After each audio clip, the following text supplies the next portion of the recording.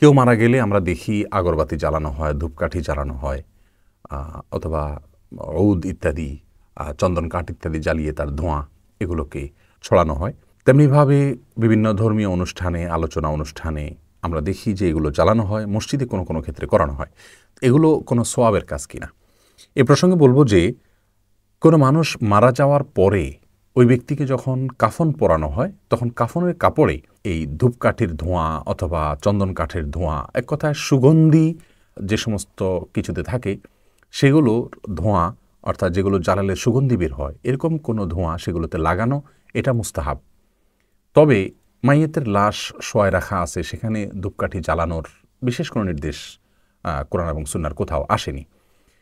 দাফন করার আগে বা কাফনের সময় মাইয়াতকে গোসল করা হয়ে গেল, দেওয়া হয়ে গেল, এরপরে তাকে সুগন্ধি মাখানো, অর্থাৎ তার কাফনের কাপড়ে সুগন্ধি মাখানো, এটা সুন্নাহ। তারই অংশ হিসাবে আমরা আমাদের দেশে আতর ব্যবহার করা হয়। তো সেখানে বিভিন্ন সাহাবায়ে কেরামের আমল দ্বারা প্রমাণ হয় যে কাফনের কাপড়টার মধ্যে আপনার এরকম ধূপকাঠির ধোঁয়া হোক বা আপনার চন্দন কাঠের ধোঁয়া হোক, এগুলোকে আপনার ওই কাপড়ে কিছুটা ধোঁয়াটা লাগাই দেওয়া, অর্থাৎ গ্রানটা লাগাই দেওয়া, এটা মুস্তাহাব। এ বিষয়ে আমরা দেখি যে একটি বর্ণায় আসছে, ইদা আজমার তুমুল মাইয়েতা ফা আজমিরুহু সালাসা, যখন মাইয়েতকে তোমরা সুগন্ধি লাগাবে, সুগন্ধি জাতীয় ধোঁয়া কাফনের কাপড় লাগাবে বা তাদের শরীরে লাগাবে, তখন 3 বার লাগাবে।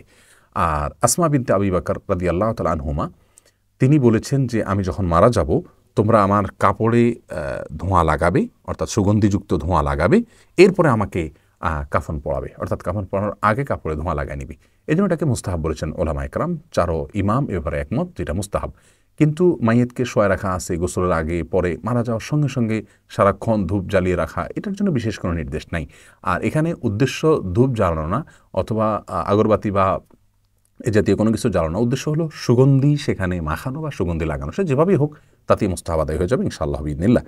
সেই সাথে মসজিদের মধ্যেও ধূপকাঠি জ্বালানো বা আগরবাতি জ্বালানো অথবা আপনার সুগন্ধিযুক্ত কাষ্ঠ ইত্যাদি পুড়িয়ে সেটার ধোঁয়াকে ছড়ানো সুগন্ধির উদ্দেশ্যে, এটা মুস্তাহাব।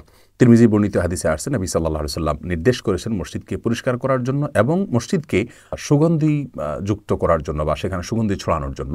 সুগন্ধি ছড়ানোর জন্য এটাই সবচেয়ে প্রাচীনতম পদ্ধতি, এবং এই পদ্ধতি এর বাইরে আর কোনো পদ্ধতিতে, আধুনিক পদ্ধতি যদি আমরা সুগন্ধি ছড়াই, তাতেও মসজিদকে সুগন্ধি যুক্ত করার সুন্নাহ যেটা, সেটি আদায় হয়ে যাবে ইনশাআল্লাহ। ওমর রাদিয়াল্লাহু তাআলা যখন মিম্বরে বসতেন, তার ছেলে আব্দুল্লাহ ইবনে ওমর রাদিয়াল্লাহু তাআলা আনহু, তিনি এরকম ধূপ জ্বালাতেন, অর্থাৎ সুগন্ধিযুক্ত ধূপ জ্বালাতেন এবং আপনার কাঠ ইত্যাদি পুড়িয়ে সেটার সুগন্ধিকে ছড়িয়ে দিতেন মসজিদে এবং তার গায়ে।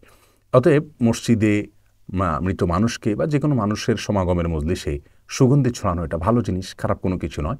কিন্তু আগরবাতি দিয়েই করতে হবে এমন কোনো কথা নেই, যে কোনোভাবে সেটা করলেই সুন্নাহ আদায় হয়ে যাবে ইনশাআল্লাহ বিইذনিল্লাহ।